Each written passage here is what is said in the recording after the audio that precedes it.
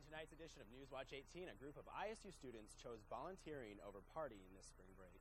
Find out if playing violent video games could affect your life more than you thought. Both Cyclone basketball teams and the wrestling team competed in their national tournament over break, and all three are done till next year. I'll tell you how each season came to a close. And we've got some warmer temperatures on the way. All the details next on Newswatch 18.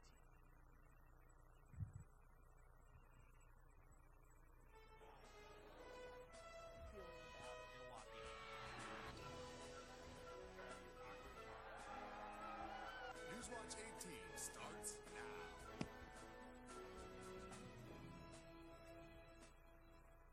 I think 4 stays over here.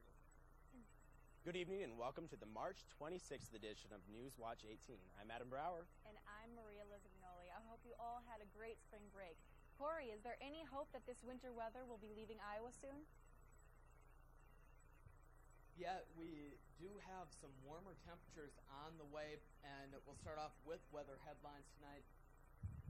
We saw plenty of sunshine today, and that's going to stick around through the rest of the week, but then Saturday and Sunday we start bringing in a chance of rain. It's looking like Saturday is going to be the wetter of the 2 days. Right now we're looking up to maybe about 1/4 of an inch of rain or so, but then we got those warming temperatures. We could see temperatures into the middle 50s by the end of this week and into the weekend. I'll have all the details in the 7-day coming up. Some Iowa State students spent their spring break hammering instead of getting hammered. Student volunteers traveled to Washington County, Tennessee to participate in the Appalachia Service Project. They rebuilt houses that had been destroyed by flooding and raised existing houses above the floodplain. The project hopes to rebuild at least 29 homes by August. And if you would like to volunteer for the Appalachia Service Project, call 423-858-8800. Violent video games may not be as harmless as previously thought. A study published by an Iowa State University research team has found a correlation between violent video games and youth violence. The survey of 227 juvenile offenders in Pennsylvania showed that the average offender had committed 9 violent acts.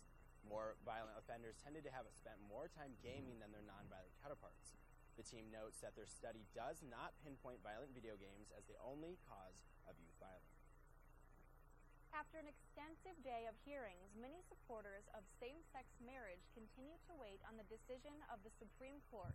And while many are showing their support for the passage of the bill in different ways, University of Iowa student Zach Walls has decided to open up about his personal experience. In 2011, Walls became a leading advocate for marriage equality after delivering an emotional testimony before the Iowa House Judiciary Committee about having same-sex parents. After appearing on different talk shows, several news programs, and releasing a book, Walls is scheduled to share his perspective to ISU students in a lecture on April 2nd. The lecture is entitled, "What Makes a Family?" and it will be held at the Great Hall in the Memorial Union at 7 p.m. Iowa State University will host one of the largest student-run blood drives in the nation from March 25th through the 29th. Each fall and spring, thousands of students, faculty, and community members help save hundreds of lives by donating and volunteering. It is hosted in the Great Hall of the Memorial Union from 10 a.m. to 5 p.m. each day. Remember, every blood donation has the potential to save 3 lives. 25 Iowa State students took their work to the Iowa Capitol Rotunda today and presented their research to legislators concerning college student debt at the annual Research in the Capitol. Today, more than 60 undergrad students from Iowa State, University of Iowa, and University of Northern Iowa displayed research posters and described their work. At Iowa State, participation is open to all undergraduate students, and the University Honors Program coordinates the event. Ann Tobbs, a professor of religious studies at the University of California, is hosting a lecture concerning the common ground between religion and scientific fields of study. Tobbs will be comparing how people view religion to how people view topics like neuroscience and psychology, as well as explaining the process by which people attribute meaning to their experiences. Her lecture, Extraordinary Experiences and the Emergence of New Visionary Movements, is this Wednesday, the 27th at 8 o'clock p.m. in the Benton Auditorium. So, Michael, I heard we had some disappointing news in sports this past week. Well, we did. Well, there were some disappointing endings to both the men's and women's basketball teams. All of those stories coming up for you after the break. Stay tuned. This is Newswatch 18. Welcome back to Newswatch 18. I'm Uncle Kramer. The Iowa State men's basketball team played their final game over the break. After compiling a 22-11 record, a season record, and 11-7 in the Big 12, Fred Hoiberg and company were given a 10 seed in the NCAA tournament. Last Friday, they faced off against the 7th-seeded Notre Dame Fighting Irish. After a career-high 19 points from freshman phenom George Niang, the Clones took down the Irish 76-58. Not only that, but Tyrus McGee's three in the first half broke the Big 12 record for three-point shots made in a season with 328. 2 days later, they would take on the 2-seeded Ohio State Buckeyes. The Clones put up a valiant effort against the seventh-ranked Big Ten tournament champs. After being down 69-56, many thought the game was over. But, as always, the Cyclones managed to make the loss that much more heartbreaking. They went on a 13-0 run and tied the game at 69. After a string of close calls that went against the Clones, the game was tied at 75 with 1 possession left in the game, and Ohio State ball.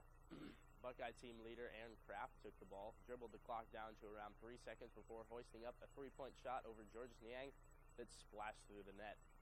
A fitting ending to the Cyclone season filled with unbelievable heartbreak for the Cyclones players, coaches, and fans. The Iowa State men finished the season with a 23-12 record.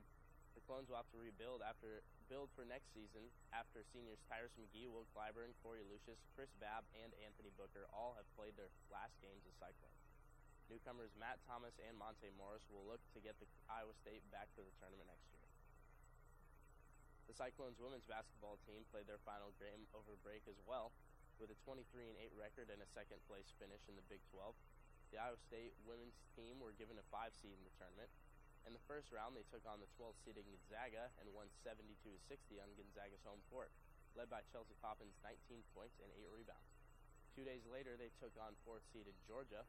Chelsea Poppins led the way once again with 14 points and 17 rebounds, but this time it wasn't enough. The Cyclones and the Lady Bulldogs battled back and forth all game long. Georgia went on a 12-4 run right out of the second half, and Iowa State answered right back with a 19-1 run of their own. The teams traded leads until the final minute when Georgia took the lead and kept it to win the game 60-65, ending Anna Prinz and Chelsea Poppins' career with Iowa State. Bill Fenley and company will have to regroup for next year with Hallie Christopherson and Nikki Moody leading the way. As basketball season comes to a close, the Iowa State football team is gearing up for next season. The first official spring practice took place this afternoon at the new Bergstrom complex. After an impressive recruiting season, Paul Rhodes and the football team are hoping to take the next step in a program after back-to-back 6 and 7 seasons. Rhodes is impressed with his team after day one. As I was expecting it to be. Usually you go, from the end of spring ball to August, and you're all excited. That first practice is just awful, and then spring ball is not much different. I thought we had pretty good body control out here today, and I thought we responded well schematically, both offensively and defensively, and I thought the tempo was really very good.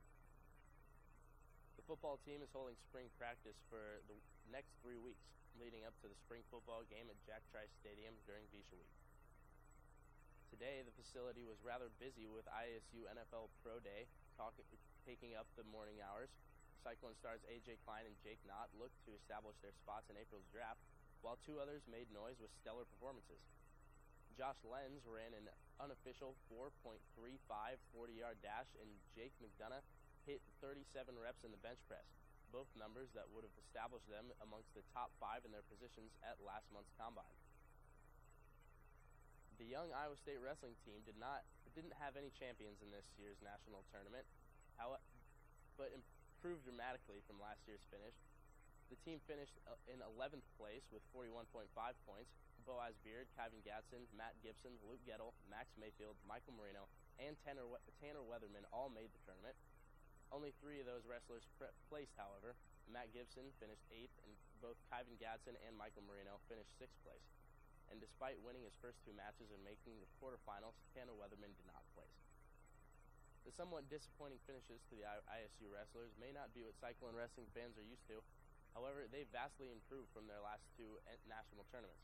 Iowa State finished 20th and 32nd in the 2011 and 2012, finishing 11th this year. With only Max Mayfield graduating from this year's team, the ISU wrestlers look poised to have a breakout season next year. Last Saturday, the Cyclone gymnasts competed in their Big 12 championships, facing off against Oklahoma and West Virginia. The Clones fell to the second-ranked Sooners, but defeated the Mountaineers after posting their highest score since back in early 2011 of 196.175. That score gave them second place in the championships. Following the meet, ISU senior Elizabeth Stranahan was named Scholar Athlete of the Year while scoring a career-best 39.175 in the all-around. The gymnasts will continue their postseason by competing in its 16th straight NCAA regional competition. They'll travel to Tuscaloosa, Alabama to face number 3 Alabama, number 9 Utah, number 15 Denver, Kent State, and BYU on April 6th at 5 p.m. And that's all I've got for sports. Corey, are we finally getting some spring weather? Yes, we do have more spring-like temperatures on the way. I'll have all the details next on Newswatch 18. And welcome back to Newswatch 18. I'm Corey Harguth with a look at your forecast. We started off kind of chilly this morning, 22 in Waterloo. Same thing here in Ames, 19 in Fort Dodge, 18 in Sioux City, and 18 in Council Bluffs as we woke up this morning. But then we did rebound fairly nicely. Many of us up into the 40s, 40 in Waterloo, 37 Mason City. We made it up to 38 so far here today in Ames, 36 in Fort Dodge, 40 in Sioux City, and 39 in Council Bluffs. We have dropped down a little bit here in Ames, down to the freezing point at 32 here, and those winds have gone down to the calm mark at this point. So we'll look at clouds and radar over the past 3 hours. We did have a few clouds sitting over us here in central Iowa early this afternoon. They have since moved out, and that is because of a system of high pressure. There it is. It's going to be sitting over us basically for the next several days as we look at FUTURECAST. The clouds are going to try their hardest to get into central Iowa, but it's just like there's a wall there that's just going to make them fall apart and move out of the area till we get into Thursday morning. And then we might start seeing a few clouds by that point, and then on into the rest of the end of the week and into the weekend. Overnight tonight, we're looking for 17 degrees in Waterloo, 15 in Mason City, 21 out in Sioux City, 23, one of the warmer spots, out in Council Bluffs, 20 in Ottumwa, and 20 overnight tonight in Des Moines. And then we'll zoom out and look at the entire region. 21 in Minneapolis, 18 in Sioux Falls, 18 in Pierre, 21 in North Platte, 28 in Hayes, 24 Kansas City, and 25 in Lincoln, Nebraska overnight tonight. Here in Ames, we're going to look for 18 degrees overnight tonight with those partly cloudy skies. Winds starting out of the northwest about 5 miles per hour, but they will calm down as we move into the overnight hours and into the early morning hours for Wednesday. For the state, tomorrow's highs, 35 in Mason City, 38 in Waterloo, 43 in Ottumwa, 44 in Des Moines, and 45 in Council Bluffs. So we'll start seeing those warmer temperatures start to work their way in over the next couple of days. We'll look for 41 here in Ames tomorrow with those mostly sunny skies. With mostly sunny skies and the winds starting out calm and then shifting to the east at 5 miles per hour later on in the afternoon. The 7-day forecast, there's the warm-up I was talking about, 45 by Thursday, 49 on Friday, and then 53 Saturday, and there's our chance of rain. And then Easter Sunday is looking very nice, 53 degrees, maybe a chance at a little bit of rain. But then we'll start cooling down by the beginning of next week as we look for middle to lower 40s by the beginning of the next work week. That's all I got for weather. Let's send it back to the desk. Madness, the Cooking Channel made their own bracket dedicated to the best college eats, and ISU cherry pies made the cut. To qualify, the dish had to be near the college campus, be known as a staple for students, and of course, be absolutely awesome. But it seems as though we just can't beat Kansas this year. The Visha tradition put up a good fight, losing by only 4.82% to the University of Kansas. Kansas's Brella's crunchy chicken wrap. Want to profess your feelings for someone at Iowa State but don't know how? A new Facebook page might be your new outlet to do so. The Iowa State Secret Admirers page was created last Thursday as a way for students to publicly declare their